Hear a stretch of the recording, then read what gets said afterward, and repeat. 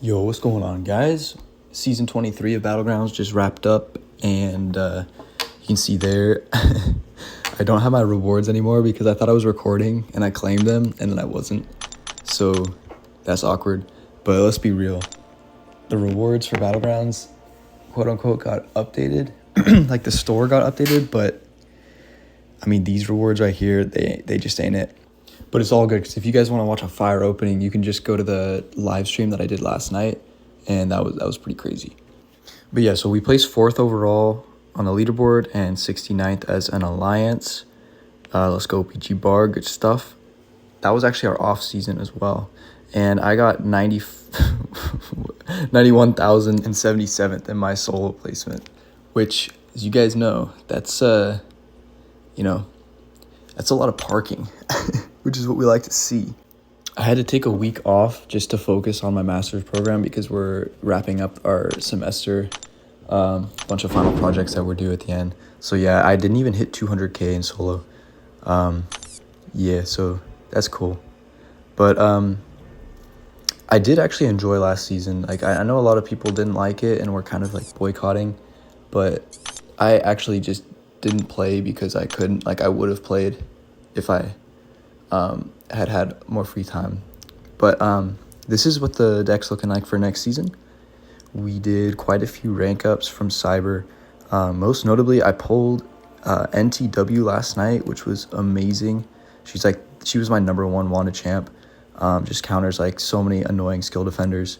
And then also took up Guardian and Bishop. I pulled Bishop from the class crystal. I pulled a mutant gem, and so that's fire. And then Wolf, looking at Wolf, he's going to be insane this next season. His special 2 just does so much damage with the power shield.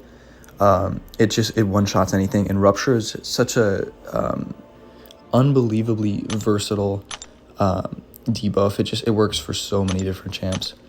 And then Sassy's going to be, of course, very solid. Domino, if they don't get a counter, but there are 2 really, really strong counters. Looking at Red Skull, number 1, he's going to be just nuking her in like 30 seconds or less. If you just get to your special 2, she's dead. It's that easy. And then Guardian as well. He does need Sig to take Domino. I think 101 is going to be fine. And so that's why I took him to rank 3. He's also going to be a very good dual threat. With his auto block, it should be very annoying on defense. And then Mr. Sinister is just going to be the godliest attacker, and he's going to be very solid on defense too.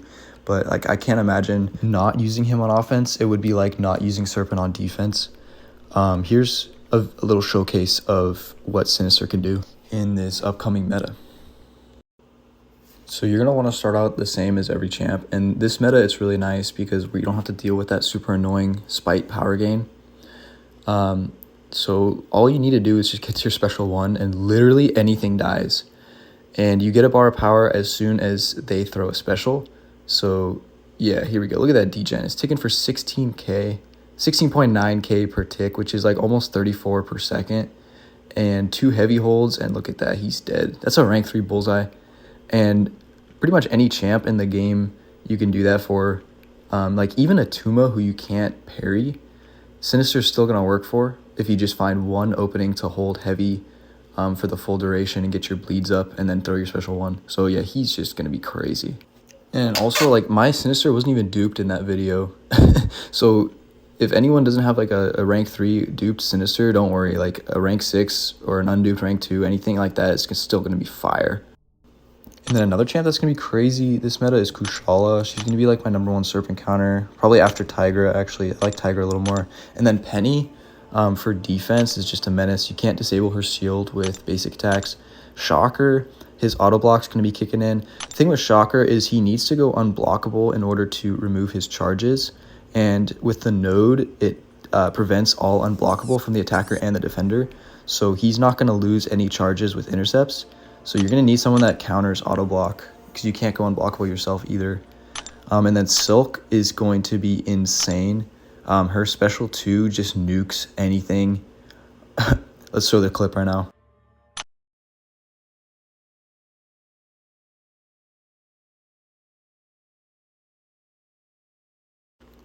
Boom. So the last 2 hits right there did 400K just alone, those 2. Yeah, crazy stuff. And then let's go back to Red Skull. I mentioned him earlier. He's just going to be a monster. Watch this.